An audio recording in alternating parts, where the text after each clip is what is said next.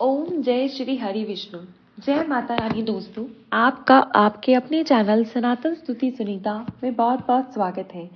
माँ दुर्गा की कृपा सदैव आप पर और आपके संपूर्ण परिवार पर बनी रहे। दोस्तों, आज की वीडियो में मैं आपसे बात करने वाली हूँ सोमवती अमावस्या के बारे में। वैसे तो अमावस्या तिथि प्रत्येक मास में आती है, लेकिन सभी अमावस्या तिथि में मौनी अमावस्या और सोमवती अमावस्या सर्वश्रेष्ठ मानी जाती है। जो अमावस्या तिथि सोमवार के दिन आती है उसे कहा जाता है सोमवती अमावस्या। तो सोमवती अमावस्या प्रत्येक मास में नहीं आती, जैसे कि साल में 2 या 3 अमावस्या होती है, जबकि ऐसी अमावस्या होती है जबकि अमावस्या तिथि सोमवार को होती है और तभी हमें ये शुभ संयोग प्राप्त होता है। और साल 2024 की अंतिम अमावस्या तिथि सोमवार के दिन पड़ रही है, तो इससे सोमवती अमावस्या कहेंगे। तो आज की वीडियो में आप जानेंगे कि सोमवती अमावस्या कब है, अमावस्या की तिथि कब प्रारंभ हो रही है, कब समाप्त हो रही है। कई भक्त हैं जो अमावस्या तिथि का व्रत धारण करना चाहते हैं, तो उन्हें अमावस्या का व्रत कब धारण करना है। और सोमवती अमावस्या सबके लिए विशेष होती है। विशेषकर सौभाग्यवती महिलाएं आज के दिन व्रत धारण करती हैं और पूजा करती हैं, अखंड सौभाग्य की प्रार्थना करती हैं। तो स्नान दान व्रत पूजा का शुभ मुहूर्त क्या होगा और सोमवती अमावस्या को क्या करना चाहिए, क्या नहीं करना चाहिए, इसकी संपूर्ण जानकारी आपको आज मिल जाएगी इस वीडियो में। तो वीडियो अच्छा लगने पर लाइक ज़रूर करें। आपके लाइक्स और कमेंट्स मेरे लिए बहुत महत्वपूर्ण होते हैं। दोस्तों, अगर आपको ये वीडियो उपयोगी लगे तो अपने दोस्तों और सगे संबंधियों के साथ फेसबुक ग्रुप्स और व्हाट्सएप ग्रुप्स पे शेयर करना नहीं भूलेगा। दोस्तों, सोमवती अमावस्या के दिन पवित्र नदियों में स्नान करना बहुत ही महत्वपूर्ण कहा गया है। ऐसा कहा जाता है कि अगर इस दिन आप किसी भी पवित्र नदी में स्नान कर पाते हैं तो आपके पितरों की आत्माओं को शांति मिलती है। पवित्र नदियों में स्नान करते समय अपने पितरों का ध्यान करना, तर्पण करना अत्यंत श्रेष्ठ माना जाता है। अब सभी के लिए ऐसा संभव नहीं, तो गंगा में स्नान कर पाए तो गंगा में स्नान ना कर पाए तो किसी पवित्र नदी में स्नान करें। तो ऐसे में आपको क्या करना है कि आपके घर में गंगा जल मिश्रित जल से स्नान कर लें और फिर पितरों का तर्पण करें। उनको स्मरण करते हुए आपको उन्हें नियमित दान करना है और जरूरतमंदों की मदद करनी है। तो इससे आपके पितर प्रसन्न होते हैं और दान आप अपनी इच्छा के अनुसार, अपनी क्षमता के अनुसार किसी भी वस्तु का कर सकते हैं, जैसे कि अनाज का दान कर सकते हैं, कपड़ों का दान कर सकते हैं, और जैसे कि अभी सर्दियां हैं तो आप कंबल का दान कर सकते हैं, उन्हीं वस्त्रों का दान कर सकते हैं। और जरूरतमंद को आप दान करें, गरीबों को दान करें, तो इससे आपके पितरों की आत्माएं जो है तृप्त होंगी और आपको आशीर्वाद प्राप्त होगा।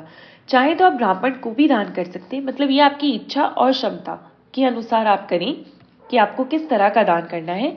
और देखिए, जो भी आप दान करें उसके साथ आपको दक्षिणा स्वरूप कुछ पैसे जरूर रखने चाहिए, तभी आपके दान को सार्थकता मिलती है। शास्त्रों के अनुसार सोमवती अमावस्या के दिन हमें कोई भी कर्म जो कि हम करते हैं, अच्छा हो बुरा हो, उसका फल हमें जन जन्मांतर तक प्राप्त होता है। इसलिए जितना हो सके शुभ कर्म करना चाहिए। किसी भी प्रकार से किसी की निंदा या फिर चुगली नहीं करना, मांसाहारी चीजें नहीं खानी, मांस मदिरा नहीं खाना इत्यादि ये सब सेवन ना करें। आप नित्य के दिनों में भी करते हो तो भी जब ऐसे शुभ दिन आते हैं तो आपको इस बात का तो विशेष ध्यान रखना होता है कि ये सभी कार्य करना अच्छा नहीं माना जाता। देखिए, सोमवती अमावस्या के दिन आपको चना, मसूर दाल, सरसों का साग और मूली ये सब नहीं खाना चाहिए। इस दिन किसी का भी अनादर भूल से भी ना करें। इसके अलावा कोई भी शुभ और मांगलिक कार्य जैसे कि शादी या सगाई हो, सोमवती अमावस्या के दिन नहीं की जाती। इस दिन कोई भी ऐसा काम नहीं करना चाहिए जिससे कि आपके पितृ नाराज हो और आपको पितृदोष लग सके। दोस्तों, जीवन में तमाम तरह की बाधाएं आती हैं, कई बार पितृदोष की वजह से होती है। आपको भगवान विष्णु की पूजा करनी चाहिए। धार्मिक स्थान पर जाकर आप पूजा कर सकते हैं तो अच्छा है, मंदिर में जाकर पूजा कर सकते हैं तो वहां करें। वो भी नहीं कर पा रहे हैं तो अपने घर में तो विष्णु भगवान की पूजा अवश्य करें। जैसा भी मतलब आपके पास सुविधा हो वैसा करें। पीपल के पेड़ की पूजा अत्यंत आवश्यक होती है। पीपल की 108 परिक्रमा की जाती है। सुहागन महिलाएं विशेष रूप से सुबह जल्दी उठ जाएं और नित्य कर्मों से निर्वृत्त होकर स्नान कर लें और फिर साफ स्वच्छ वस्त्र धारण करें। आप चाहे तो 16 श्रृंगार करें, क्योंकि ऐसा कहा जाता है कि पीपल की पूजा करते समय, विशेषकर जब हम सोमवती अमावस्या का व्रत करते हैं, तो जिस प्रकार से वट सावित्री के व्रत में हम पूजा करते हैं, 16 श्रृंगार करते हैं, उसी प्रकार से 16 श्रृंगार के साथ पीपल की भी पूजा और प्रार्थना की जाती है अखंड सौभाग्य के लिए, सुख समृद्धि के लिए, संतान की प्राप्ति के लिए, तमाम तरह की मुक्ति मिलती है। अगर आप पीपल की पूजा करते समय प्रार्थना करते हैं तो निश्चित ही आपकी कामना पूर्ण भी होती है और आपको सभी प्रकार के दुखों से मुक्ति मिलती है। आपके पति की लंबी आयु के लिए आप ये व्रत धारण कर सकते हैं। सुबह से जब तक पूजा ना हो तब तक कम से कम आपको कुछ भी नहीं खाना चाहिए। इसके बाद आप चाहे तो अपनी इच्छा के अनुसार फलाहार कर सकते हैं, फिर शाम को मीठा भोजन कर सकते हैं। कई स्थानों पर सोमवती अमावस्या का व्रत नहीं करते, मतलब जैसे कि सिर्फ पूजा, नॉर्मल पूजा रहती है वैसा करा जाता है, स्नान कर लिया जाता है, दान किया जाता है, पर व्रत नहीं किया जाता है, परंतु शुद्ध और सात्विक भोजन लेते हैं। जैसा भी आपके यहाँ होता हो उसी प्रकार से आप ये व्रत करें। आप जानते हैं सोमवती अमावस्या की तिथि कब प्रारंभ हो रही है, कब समाप्त हो रही है। देखिए, सोमवती अमावस्या कब है?